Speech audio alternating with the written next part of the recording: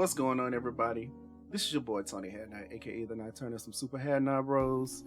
And I'm back with another episode of Tony's Crackpot Theories and Rants.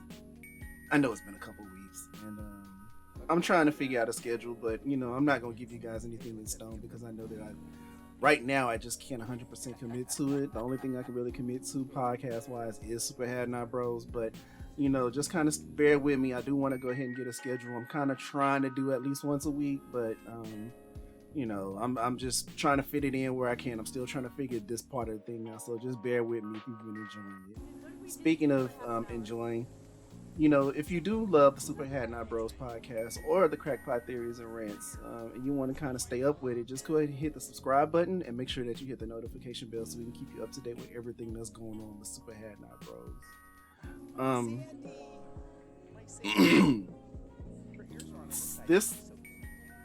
This part of the podcast for me, these theories and rants, for those of you who are new and listening to it, it's kind of like therapy to me. So if it sounds like I'm talking crazy, maybe I am, maybe I'm not. All I know is I have all these crazy thoughts in my head, whatever, and I have to get it out. So today I want to talk about fear a little bit, because it's something that I've been struggling with, being a full-time photographer, trying to do the entrepreneurial journey.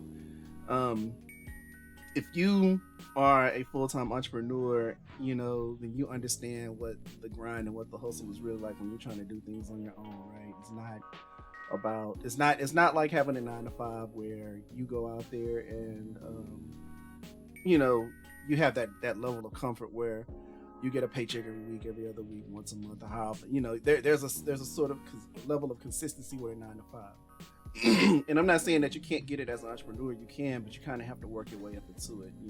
One of the things about it is that we plan to take this journey, but it's called a leap of faith for a reason.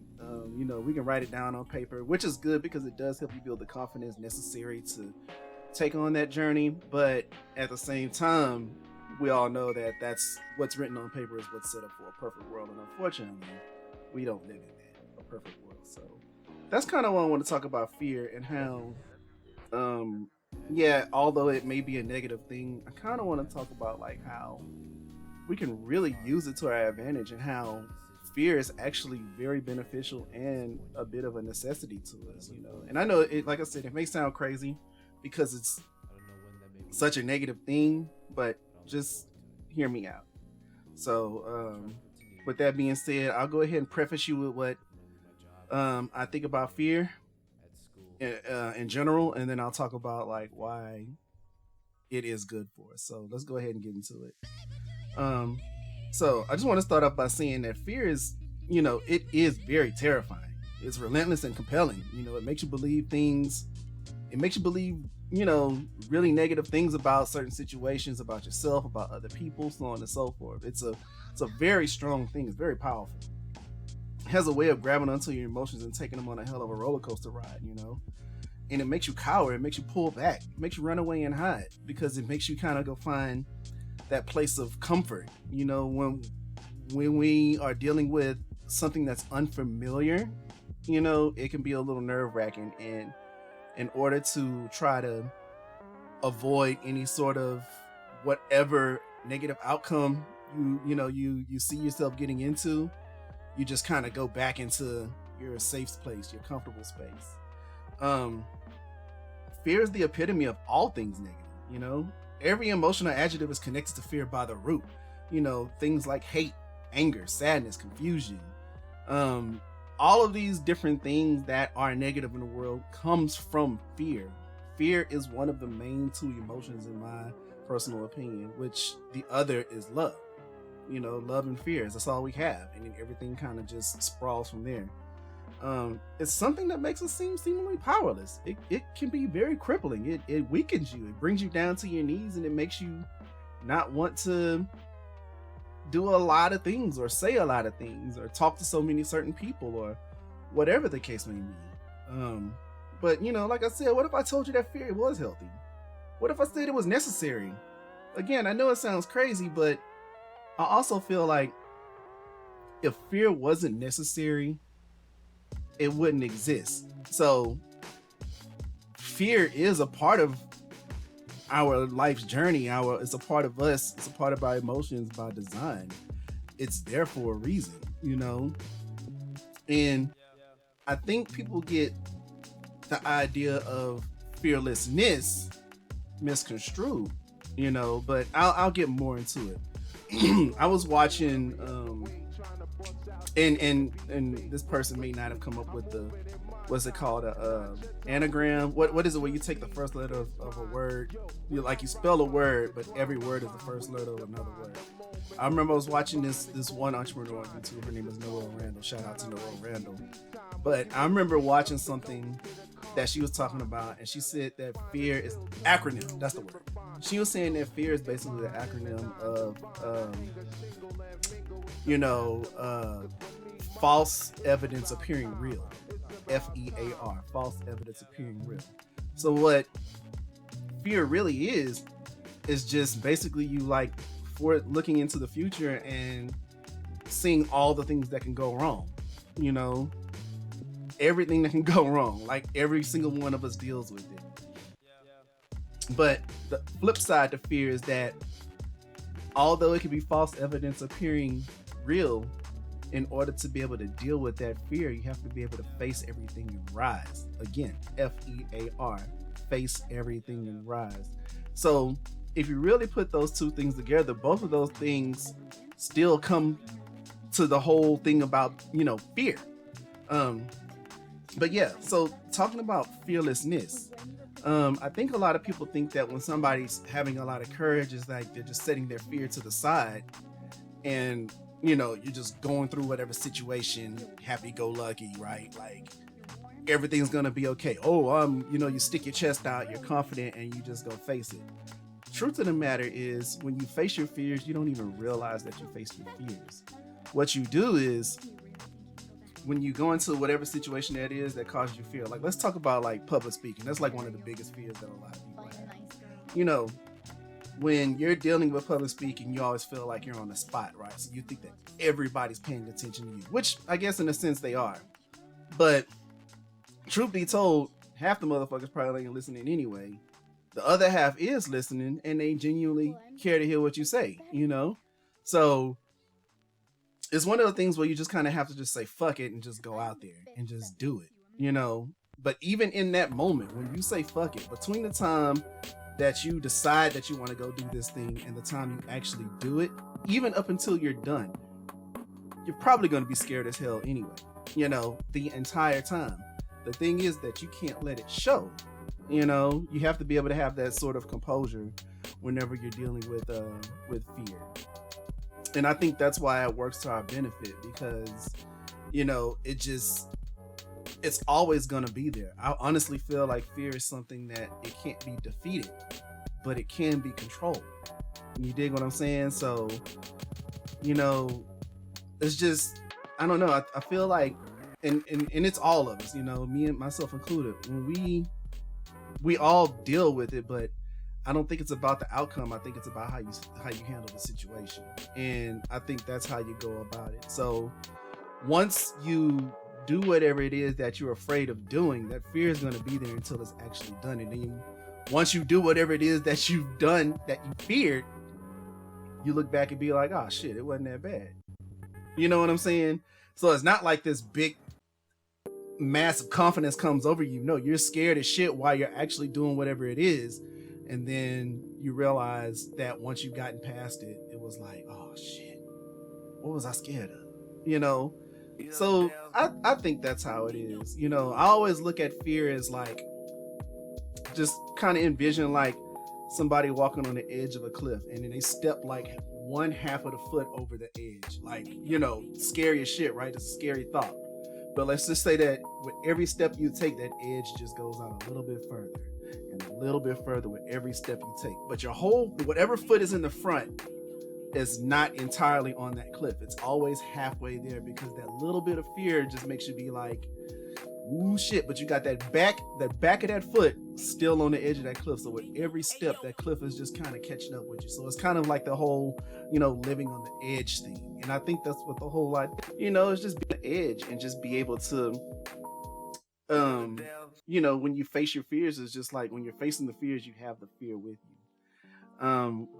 One of the things that I always look at fear as is like for one, your conscience, right? Or let's say your inner monologue.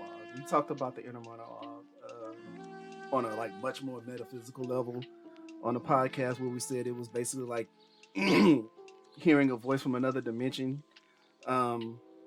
This disembodied voice that's in your head that comes from another dimension, so you're like talking with a different version of yourself. And I believe that. I think that's kind of a valid idea for those who believe in shit like that. Everybody got their thoughts, so it's whatever. But with that same sense, this is kind of how I look at that inner monologue and how it relates to fear. Because if you really think about it, your inner monologue is always saying some negative shit, right? Anytime you're faced with a situation or whatever, that voice in your head start talking. Oh, but what if this goes bad?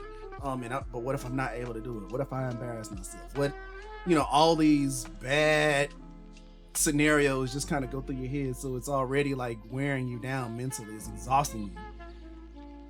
I always compare that inner monologue as like, and just bear with me, I always compare it to like your highest self motivating you in a sense. And just let me elaborate on that a little bit. Like, let's say when you were in school, you had a bully, right? Or not so much a bully, but like, let's say that you have that person that always challenged you. It could be a bully, it could be whoever. But like, let's say there was a cute girl in school that you had a crush on, and your partner's sitting right there and they're like, but I bet you can't get her phone number. Already with them seeing things like that, they're already instilling that fear in your head. Now you're afraid of the rejection of the girl, the girl could possibly give you, because they're saying, oh, you can't get her phone number, so on and so forth. And if you, for some people, that could be a bit overbearing, and then they chicken out because they're trying to talk themselves through it. But my point is that, let's just say for the person who is willing to go for it, they'll be like, oh, I bet you can't get a number. And you'll be like, nah, I bet I can, Then you go over there, you go talk to the girl. The entire time, between the time they told you that you couldn't get a number to the time you go up there and talk to her, you're fucking terrified. Like, you're terrified of shit. If you're unfamiliar with like trying to get somebody's phone number or whatever the case, without thinking that the least that can happen is they can say no. My point is that person telling you what you can't do is the same as the inner monologue. Your inner monologue is your highest self, right? You got to go out there and prove to yourself that you can literally do anything. So, you have to be able to use that as a motivation, because your highest self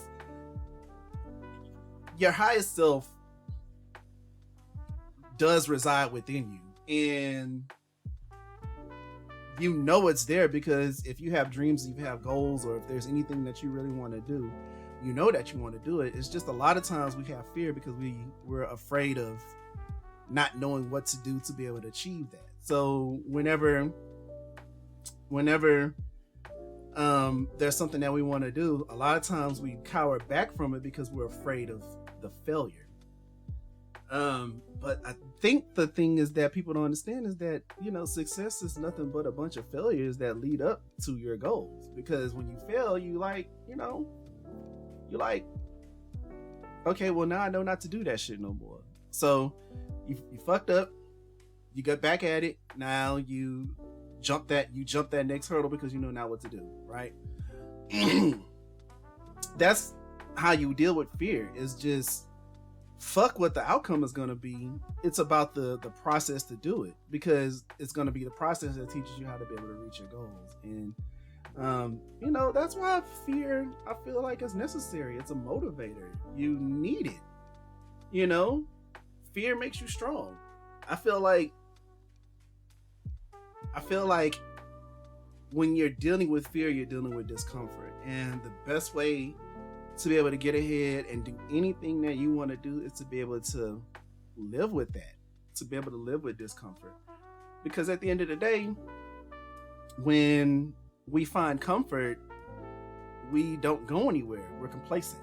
We just kind of we kind of find that sweet spot that we like, and then we just repeat it over and over and over again.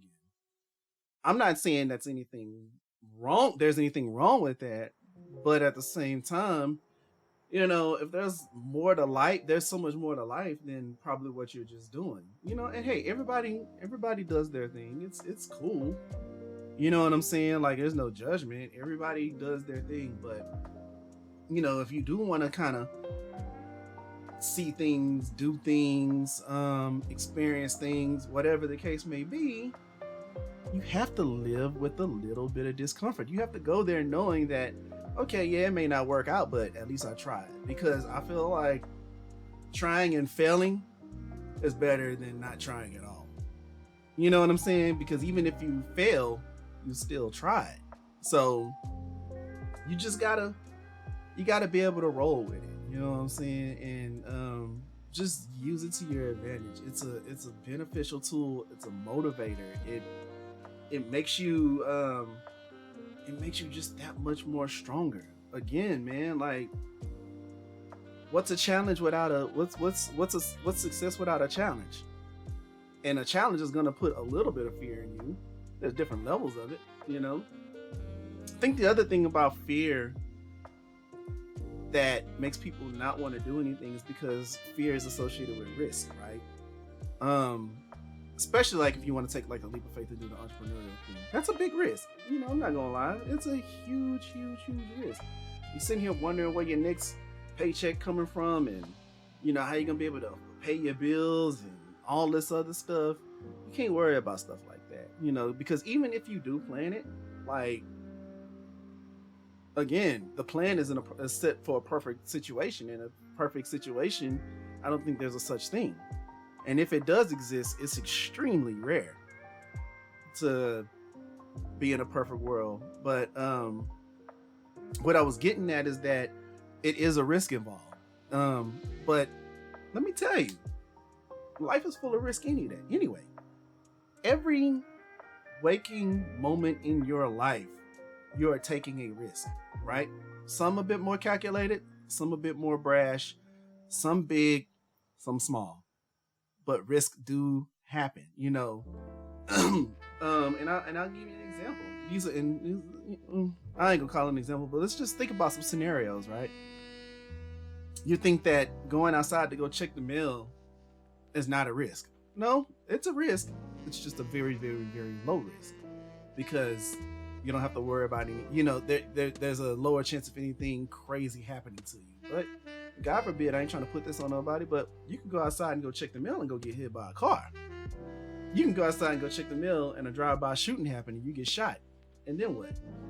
You didn't, expect that to happen. We don't expect these things to happen, but they do. But I mean, again, that's that 1%, right? That's that 1%. Same thing if you, let's say, you go take your dog for a walk. You're not thinking of nothing. You're just taking your dog for a walk at the park, right? 99% chance that nothing will happen to you. But let's keep it 100%. That 1% is still there. And that 1% is 1% for a reason. So it's risky. So you just have to be able to understand that no matter what we do, there's always going to be a risk involved. So maybe that kind of helps ease your fears. You know what I'm saying? Like, yeah. And I'm not saying that you can't be scared. No, you're going to be scared of a lot of shit. You'll be scared of a lot of shit. But, I think to be able to overcome it is to just face it. And the truth be told, man, and maybe it's just me. Maybe I'm a bit of a thrill seeker.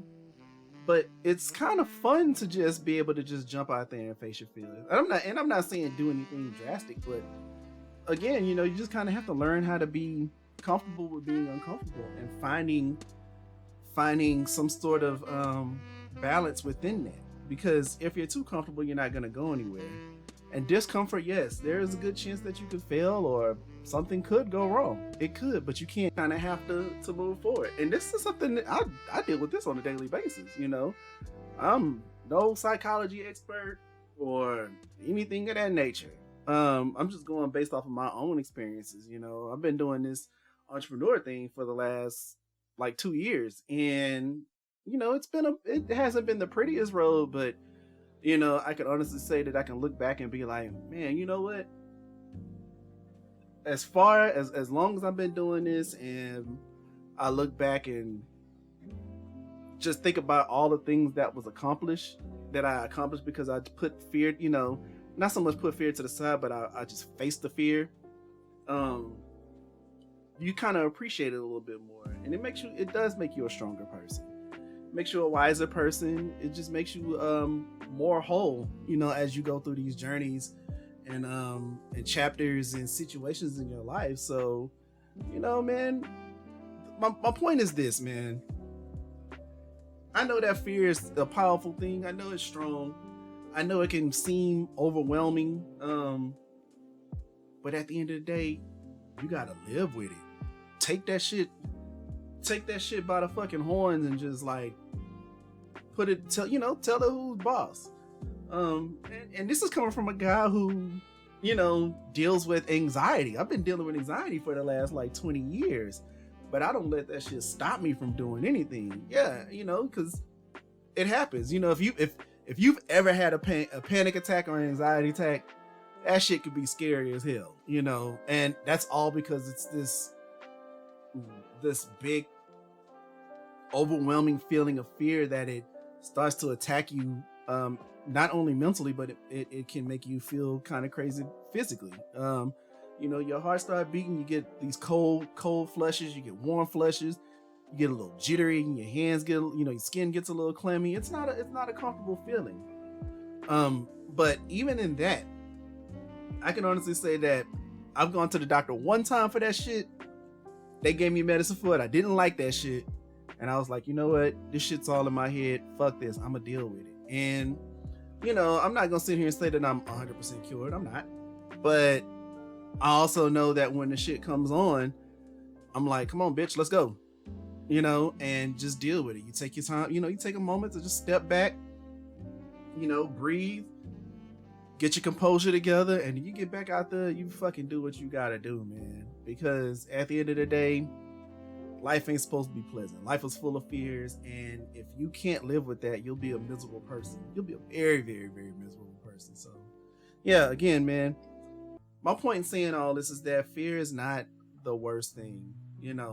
As negative of a connotation that it has, and it is a very negative thing, it's that opposite to the love that we have in our lives. It's opposite. It's balance. It's all about balance, and it's all about knowing how to control that balance. So, yeah, man, if you listen to this, man, just take heed to that.